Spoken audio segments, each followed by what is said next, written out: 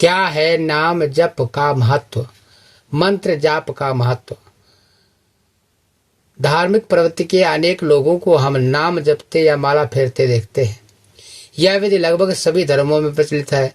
इससे नाम को जपने या माला फेरने की क्रिया के महत्व का पता चलता है। हिंदू धर्म में इसे ही नाम जाप कहते हैं।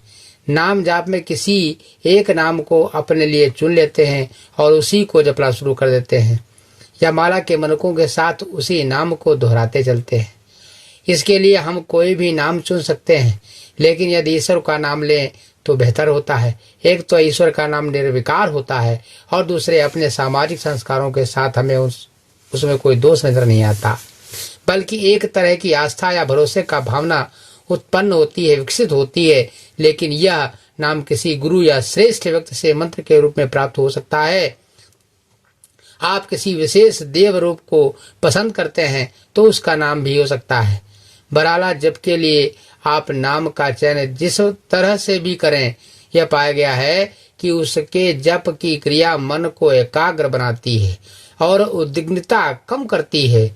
यह कथा अकारण नहीं है कि वाल्मीकि ने मरा का जाप करते हुए राम को पा लिया।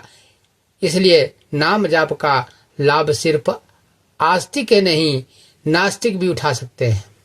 यह कर्मकांड नहीं है, लेकिन कुछ लोग इसे खुद को धार्मिक दिखाने के लिए प्रदर्शन का उपाय जरूर बना लेते हैं।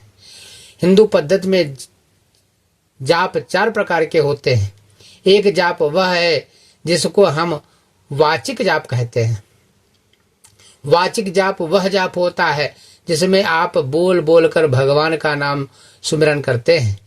बोलते चले जाएं, मुख से भगवान का नाम निकलता चला जाए। उच्चारण में ध्यान रखना चाहिए कि जैसे जैसे उच्चारण करें उसका अर्थ भी ध्यान में बना रहे, तो बहुत ही अच्छी बात होती है।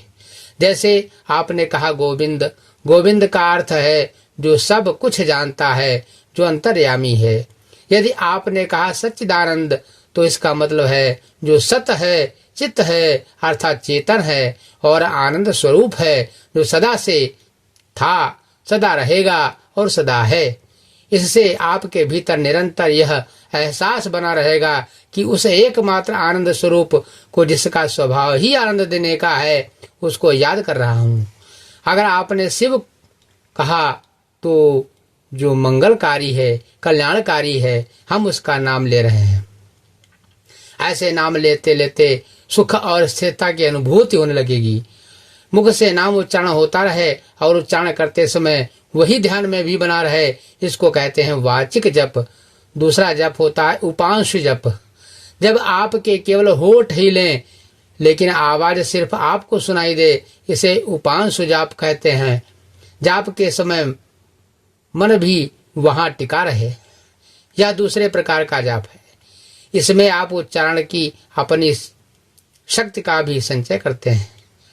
यह पहले प्रकार के जाप की तुलना में ज्यादा कठिन होता है, क्योंकि इसमें आप दूसरों की बात सुन सकते हैं जो आपकी एकाग्रता को भंग करती है। तीसरा जाप कहलाता है मानसिक जाप।